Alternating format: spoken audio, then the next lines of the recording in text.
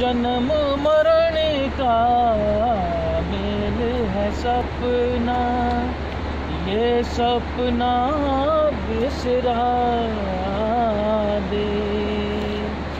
कोई ना संग मरे ओ मन रे, तू काहे ना धीर धरे।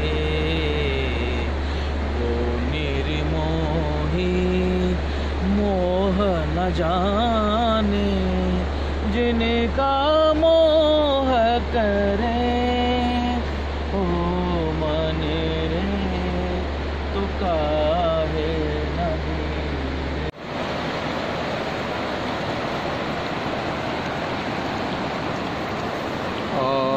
नमस्कार दोस्तों, जैसा कि आपको पता है कि आज सुबह हम लोग दिल्ली से एक उत्तराखंड की 2-4 दिनों की यात्रा पे हम लोग आए हुए हैं। और आज की जो यात्रा है बहुत ही सुखद और बहुत ही सुंदर रही अभी तक, और बहुत सारे अनुभव रहे जो हम लोग धीरे धीरे आपसे शेयर करेंगे। अभी मैं बताना चाहता हूँ कि अभी हम लोग ऋषिकेश पहुँचे करीब रात के 10:30 बजे, और स्वामी उमानंद जी के साथ हम लोग हैं शाम से ही, हरिद्वार में हमारी मुलाकात हो गई थी। और अभी हम लोग रात के करीब 12:30 बजने वाले हैं, और अभी हम लोग जानकी पुल के पास ऋषिकेश गंगा घाट पे बैठे हुए हैं। और स्वामी जी के साथ बिताया गया जो अभी 1 घंटा है, अपने आप में एक बहुत ही महत्वपूर्ण अनुभव रहा है, जिसमें जन्म मृत्यु कला अध्यात्म अनेकों ऐसे आयाम हैं जीवन के और पृष्ठ हैं, जिनको हमने थोड़े थोड़े अलग अलग रूपों में अनुभव किया है। लेकिन मैं चाहता हूं कि चूँकि अभी स्वामी जी मेरे साथ है और हम लोग गंगा तट पर मौजूद हैं, मैं चाहता हूं कि मैं अपने एक दो जो छोटे छोटे प्रश्न हैं उन्हें स्वामी जी के समक्ष रखूं, और उनके जो उत्तर हैं उससे हम सब लाभान्वित हों। तो मैं पूछना चाहूँगा स्वामी जी से कि स्वामी जी, मेरा छोटा सा प्रश्न है कि अभी हम लोग जहाँ बैठे हैं, यहाँ ठीक हमारे बगल में शमशान भूमि भी है, जानकी पुल है, गंगा का अजस्र प्रवाह है जिसको हम लोग देख रहे हैं, और गंगा का जो प्रवाह की जो ध्वनि है उससे हम लोग भाव विभोर भी हो रहे हैं। तो मैं ये जानना चाहता हूँ कि आप अध्यात्म, कला, जन्म और मृत्यु, इन ये जो भी प्रसंग है जीवन के, उनको कैसे, उनका जो एकत्व भाव है अध्यात्म का कला से, कला का अध्यात्म से, जीवन का मरण से और मरण का जीवन से, उसको आप कैसे देखते हैं? मैं चाहता हूँ कि उस पर जो आपकी जो एकत्व जो दृष्टि है उसके बारे में हमें थोड़ा सा बताएं। नहीं, ठीक है, आपकी जिज्ञासा सहज जिज्ञासा है, और प्रत्येक मन में ऐसी जिज्ञासा उत्पन्न होती हैं, ये क्या है, संसार क्या है, मृत्यु क्या है। तो आपने कहा कि ये कैसे क्या होता है। वास्तविकता तो ये है कि मृत्यु है ही नहीं और जीवन भी नहीं है। ये निरंतर एक रूपांतरण की प्रक्रिया चलती रहती है। हमें न तो मृत्यु से भयभीत होने की आवश्यकता है और न ही जीवन से प्रसन्न होने की आवश्यकता है। बस हमें देखते रहना कि हो क्या रहा है। अच्छा हो रहा हो, प्रिय हो रहा हो जी, बड़ा रुचिकर हो रहा हो या अरुचिकर हो रहा हो जी, सुखद हो रहा हो या दुखद हो रहा हो, हमें उसको देखना है। बहुत सुंदर। क्योंकि जो रूपांतरण चल रहा है, हम तटस्थ होकर ही उसको देख सकते हैं। बहुत सुंदर। स्वामी जी, इसमें एक छोटा सा प्रश्न भी आता है, तो चूँकि हम लोग कला जगत से आते हैं और कला का जो भी एक व्यवहारिक आयाम है उसे हम जीवन को देखते हैं। आप चूँकि पिछले 20 सालों से हिमालय में हैं और ऋषिकेश में आपने पूरा अपना जीवन बिताया है और अध्यात्म के अनेक रूपों से आप अवगत हुए हैं, तो मैं चाहता हूँ कि जो आपकी दृष्टि से जो अध्यात्म कला को देखता है या व्यवहारिक जीवन को देखता है, और कला जब व्यवहारिक जीवन से अध्यात्म को देखता है, तो इनके आयाम के जो विरोध तो मैं नहीं कहूँगा, लेकिन अलग अलग स्थितियाँ होती हैं, तो आप इसको कैसे देखते हैं? कला का कार्य क्या है कि कला इन्हीं सारे रूपांतरों को चित्रित करने का, अभिव्यक्त करने का एक माध्यम है। जी जी जी। दुखद चित्रण भी होते हैं कला में, सुखद चित्रण भी होते हैं। जी जी। अब कला के बहुत सारे माध्यम हो सकते हैं, परंतु प्रत्येक माध्यम की एक थीम होती है। जी। जैसे किसी फिल्म की भी स्टोरी में भी एक थीम होती है, उसमें खलनायक होगा, नायक होगा, और हमारी भारतीय परंपरा में प्रत्येक नाटक को सुखांत करने की प्रथा रही है। हमारे यहाँ ट्रेजेडी या त्रासद नाटकों का वर्णन नहीं हुआ, नहीं होता रहा है, क्योंकि साहित्य का उद्देश्य है सत्यम शिवम सुंदरम, ये है उसका संस्थापन जो बिंदु है जी। तो उसमें हमें सत्य भी कहना है, और सत्य को ऐसे ढंग से कहना है कि वो शिव भी हो, सुंदर भी हो। यही अभिव्यक्ति हमारे सारे साहित्य में है। इसी बात को हम मतलब अप्रिय ढंग से भी कह सकते हैं जी, प्रिय ढंग से भी कह सकते हैं, क्योंकि संसार में सभी लोग लगभग, चूँकि उसको गीता में चूँकि दुखालय कहा गया है जी जी जी, तो संसार में सभी लोग दुखी हैं। तो उन दुखी प्राणियों को सुखी बनाने का या सुख का अनुभव देने का या एक अनुपात में सुख और दुख रहे जी, संतुलित अवस्था में उनको लाने के लिए कला साहित्य जितनी रचनात्मकता, उसका उद्देश्य यही है कि मनुष्य के मन को कैसे शांत और सुखी बनाए। कितने उद्देश्य हैं, तो उस उद्देश्य को पूरा करने के लिए हमारे कुछ प्रोटोकॉल होते हैं, कुछ सिद्धांत होते हैं, कुछ नीतियाँ होती हैं, और जो साहित्य का उद्देश्य यही है कि सत्यम शिवम सुंदरम, ये उसकी कसौटी है जी जी जी। इसलिए हमारे यहाँ कभी त्रासद नाटक नहीं रहे हैं, बिल्कुल, क्योंकि त्रासद तो हमारे जीवन में ही है। अगर हम रूपांतरणों को त्रासद मानने लगे जी, हमारे यहाँ इन रूपांतरणों को, जीवन के विविध आयामों को या परिवर्तनों को, सुख दुख रूप जो भी हैं जी, उनको त्रासद नहीं माना गया। हमें हमारे मनीषियों ने क्या किया कि सुख में फोकस किया, सुख और शांति के लिए फोकस किया। त्रासद को वर्णन करते हैं वहाँ पर, खलनायक आता है फिल्मों में, लेकिन बाद में मारा जाता है। रामचरितमानस में ही है, रामायण में ही है, महाभारत में ही है। तो ये जीवन में जो कुछ भी है, कला उनको चित्रित करती है और लोगों को बताने का प्रयास करती है। ये है, ये कुछ नहीं है, रूपांतरण है। इन रूपांतरणों को एज इट इज जैसा भी है वैसा स्वीकार करो जी, स्वीकार करना ही पड़ेगा, नकार भाव से या स्वीकार भाव से, तो स्वीकार कर लो जी जी जी जी, बिल्कुल। अगर सुख स्वीकार कर रहे हो तो दुख भी है साथ में, सही बात, पूरा पैकेज लो ना जी जी जी। और पैकेज में ऐसे थोड़ी कि बस एक चीज़ ले लिया, अगर थाली में जो कुछ भी है, चटनी भी खानी पड़ती है, सही बात, दाल भी खानी पड़ती है, सब्जी भी खानी पड़ती है, कोई दाल पी ले, ऐसा थोड़ी होता है। तो समग्र रूप में हमें स्वीकार करना पड़ेगा, ये रूपांतरण है, और मृत्यु तो कहीं होती ही नहीं है, और जीवन ही जीवन है। सच पूछिए तो मृत्यु है क्या? कायांतरण हो रहा है, मृत्यु कहाँ है? जी जी जी। फिर दूसरी काया मिलेगी, फिर दूसरी काया मिलेगी, बल्ब यूज होता रहता है, बल्ब चेंज होता रहता है, करंट थोड़ी चेंज होती है, वो तो है ही है, अनवरत धारा।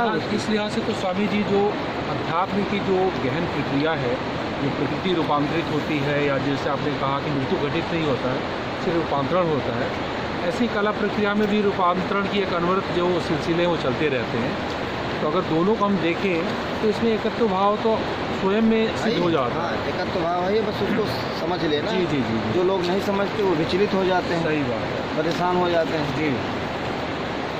और जो उस चीज़ को समझ लेते हैं तो लोग उसको स्वीकार कर लेते हैं। तो स्वामी जी, एक चीज़ और मैं पूछना चाहूँगा कि चूँकि हम गंगा तट पे हैं, और आप पिछली यात्रा में आपने सूक्ष्म गंगा का वर्णन किया था, तो मैं आपके मुख से ये सुनना चाहूँगा कि किसी भी कलाकार का ऋषिकेश के इन घाटों पे आकर अपनी कला साधना करना, गंगा के जो गहनतम स्वरूप है जिसको हम सूक्ष्म गंगा कहते हैं, उसको अनुभव करना कितना प्रासंगिक और कितना महत्वपूर्ण रहता है? बहुत प्रासंगिक रहता है। यहाँ तो आते ही आप तो सबसे पहले तो आप अपने आप से जुड़ जाएंगे जी, आप आत्मस्थ हो जाएंगे।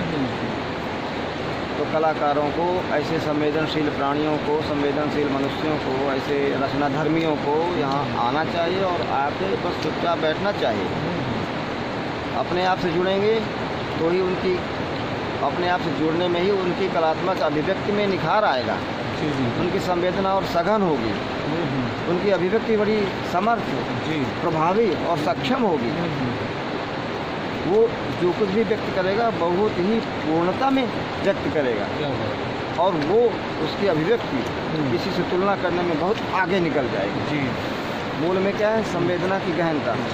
गंगा तट में आप जब बैठते हैं यहाँ पर, इसका प्रसंग यही है कि यहाँ पर सद्विचारों की एक सनातन धारा प्रवाहित हो रही है। ये तो जो जल दिखाई पड़ रहा है ये केवल इतना ही जल ही नहीं है, यहाँ अनेक सात्विक विचारों का भी प्रवाह है और उसको ब्राह्मी ऊर्जा कह लीजिए, कॉस्मिक एनर्जी कह लीजिए, गंगोत्री से निकलती है, गंगा के ऊपर वो गंगा सागर तक जाती है। तो यहाँ जो बैठेगा 200 मीटर इधर, 200 मीटर उधर, 200 मीटर ऊपर, आप यहाँ आके स्नान करें न करें, केवल बैठ जाएं और बैठ करके बस गंगा की लहरों पर ध्यान दें और लहरों से, तरंगों से जो ध्वनि निकल रही है, उस ध्वनि पर आप मन को केंद्रित करें। जी, आप देखेंगे कि आप किस प्रकार अपने आप से जुड़ रहे हैं। तो अपने आप से जुड़ने के साथ साथ बहुत ऐसे विचार तरंगें आपके मन में आएंगी, क्योंकि यहाँ पर जो तरंगें आपके अंदर आएंगी वो निर्बाध होंगी, निर्बाध रूप से आएंगी, कोई विघ्न और बाधा नहीं, क्योंकि बाधा हरण हो जाता है। वो बाधा का हरण करती हैं गंगा माँ और सारे पापों से मोक्ष दिलाती हैं। तो पाप सूक्ष्म रूप में, विचार रूप में भी तो होता है। बिल्कुल मूल तो विचार ही है, पाप का भी मूल तो विचार ही है। तो वो शिथिल हो जाता है, स्थगित हो जाता है, निरस्त हो जाता है। तो आप अपने आप में शुद्ध रूप में बचते हैं, तो आप उस समय परिपूर्ण हो जाते हैं। फिर वो चाहे कलात्मक अभिव्यक्ति हो, साहित्यिक अभिव्यक्ति हो या कोई भी माध्यम अभिव्यक्ति का आपके पास है, तो आप उसमें जो है महारथी होंगे, इसमें कोई संशय नहीं। ये गंगा तट का तो रचना धर्म में अद्भुत स्वामी जी, ये बहुत ही अद्भुत आपने व्याख्या करी। तो ये है स्वामी उमानंद जी, और इस तरह की जो छोटी छोटी डिस्कशंस है हम अगले 3-4 दिनों में लगातार करते रहेंगे और हम चाहेंगे कि इस ज्ञान से आप सभी भी लाभान्वित।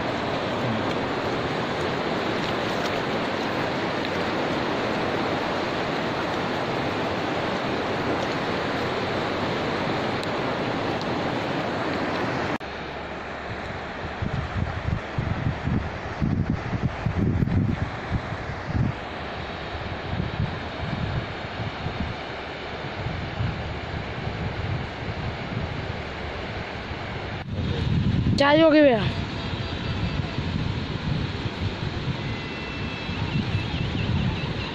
कौन बोल रहा है ऐसे? हैं?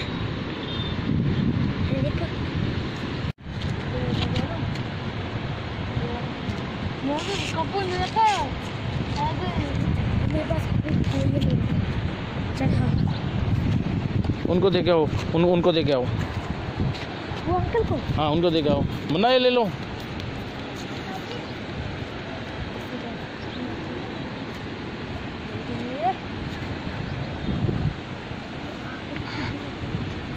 ये राधा है, राधा दिखाओ, राधा।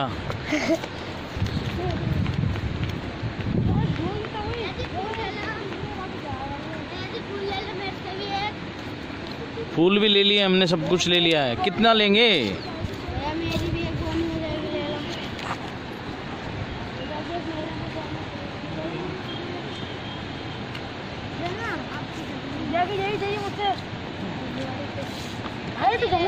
अपना नाम बताओ। दीपक। और ये राधा। अच्छा, किस क्लास में पढ़ते हो? मैं 4th में। 6 में। तुम किस क्लास में पढ़ते हो? 5 में। क्या नाम है तुम्हारा? आयुष। Very good. देखो 3 बच्चे हमें मिले हैं यहाँ पे और इनके फूल हमने लिए हैं, तो कह रहे थे इनकी बोहनी नहीं हुई तो हमने बोहनी करा दी। हाँ, और बड़े प्यारे बच्चे हैं ये। अगर ये अच्छी तरह से पढ़ेंगे, इनको माहौल मिलेगा तो ये साइंटिस्ट भी बन सकते हैं, सब कुछ बन सकते हैं, आर्टिस्ट बन सकते हैं, ठीक है ना। तो यहाँ पे कुछ खाने की ऐसी दिख नहीं रही चीज़, इनको खिला देता मैं। देखिए दूर दूर तक यहाँ पे कुछ है नहीं, वहाँ पे मार्केट है करीब 1 किलोमीटर दूर, ठीक है। तो राधा, तुम कुछ कहना चाहती हो? ये दीपक कहना चाहता है। दीपक कहो, तुम क्या चाहते हो? क्या चाहते हो लाइफ में, क्या करना चाहते हो? मैं डॉक्टर बनना चाहता हूँ। हाँ, डॉक्टर। अच्छा, अब राधा बताएगी। मैं पुलिस बनना चाहती है। तो किसको पकड़ोगी सबसे पहले? जो दारू पीता है। जो दारू पीता है। जो बदमाशी करता है, जो चोरी करता है। अच्छा, और तुम? Black commando. Black commando. तो उसमें तुमको कैसे पता क्या करोगे उसमें ब्लैक कमांडो बन के? क्या करोगे ब्लैक कमांडो बन के? क्यों बनना चाहते हो? जो जैसे लड़ाई होती है, हाँ, उनके लिए मदद करना। वेरी गुड, बहुत बढ़िया। आयुष की अच्छी भावनाएं हैं ये। तो देखिए बड़े प्यारे बच्चे हैं तीनों, और ये हमारे फ्रेंड बन गए हैं। बन गए कि नहीं? पक्का? लो प्रॉमिस करो फिर। अरे करो ना। ये देखो, ये हमारे फ्रेंड बन गए। एक कमांडो हैं, एक डॉक्टर साहब हैं, और ये पुलिस, ठीक है। तो ये these are very pretty childrens, they are quite pretty lovely children. So Swami ji पीछे कुछ आध्यात्मिकी का मनन कर रहे हैं और मुझे देख भी रहे हैं, उनकी कृपा दृष्टि है। देखिए ऋषिकेश है ये, और क्या शानदार और कमाल का वातावरण है यहाँ पे। ये देखिए,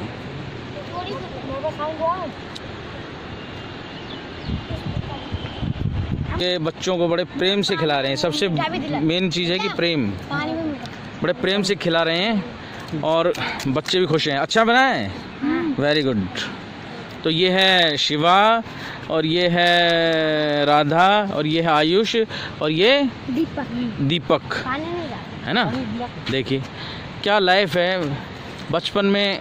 और बच्चे जो हैं फूल बेचने पड़ रहे हैं इनको, पर चलिए कम से कम चोरी तो नहीं कर रहे हैं, भीख तो नहीं मांग रहे हैं, एक आत्मसम्मान के साथ ये मेहनत कर रहे हैं। ये कितनी अच्छी बात है, बहुत सुंदर। मुझे एक फीलिंग आ रही है, और बच्चे बड़े मज़े से खा रहे हैं। मेरी इच्छा हो रही है कि मैं भी इतनी एज का हो जाऊं अभी, और इनके साथ ही लग जाऊं खेलने के लिए। स्वामी जी मनन कर रहे हैं कुछ। स्वामी जी बताइए इस बारे में कुछ, मुझे ऐसी फीलिंग क्यों आ रही है? इस स्थान का प्रभाव है, ऐसा है। गंगा तट है, ऋषिकेश है, गंगा का प्रवाह है, सात्विकता की धारा है, तो उसी का एक समग्र रूप में यही प्रभाव पड़ता है कि मन में प्रसन्नता, आह्लाद, उदारता, करुणा जैसे गुण जी व्यक्ति में उत्पन्न हो ही जाते हैं। बहुत सुंदर, बहुत सुंदर। देखिए बच्चे आनंद ले रहे हैं। देखिए स्वामी जी भी। स्वामी जी आपको क्या विचार आ रहे हैं इनको देख के, बच्चों को? मेरा भी खाने का मन कर रहा है। अच्छा, आप भी खा लीजिए भाई, स्वामी जी को खिलाओ भाई। खिलाओ भाई, खिलाओ। इनको स्वामी जी को खिलाओ। शानदार। देखिए स्वामी जी भी बच्चे बन गए हैं अब। देखिए यही संपूर्णता है जीवन की, कि अब एक योगी जो हैं वो बैठे हुए हैं और मुझे भी देख रहे हैं और बच्चों को भी देख रहे हैं और ख़ुद भी बच्चे बन गए हैं। तो यही ब्यूटी है जीवन की। दोस्तों आप भी थोड़ा सा अगर अपना चिंतन करें ज़िंदगी के बारे में, जीवन के बारे में, तो आपका जीवन भी बड़ा ही खुशहाल हो जाएगा, और है भी खुशहाल। लेकिन निगेटिविटी जो है वो सब करप्ट कर देती है। ये बच्चा नहीं खा रहा क्या, छोटा? ये बच्चा आपके साथ है, छोटा? ये हमारे साथ है। अच्छा अच्छा, चलिए इनके साथ है, धर्मेंद्र जी के साथ। धर्मेंद्र जी खिला रहे हैं बड़े प्यार से, और कितना मज़ा आ रहा है मेरे को देखने में, मैं कह नहीं सकता आपको। ऋषिकेश का किनारा और गंगा जल की पवित्र आवाज़, और बच्चे गोलगप्पे खा रहे हैं।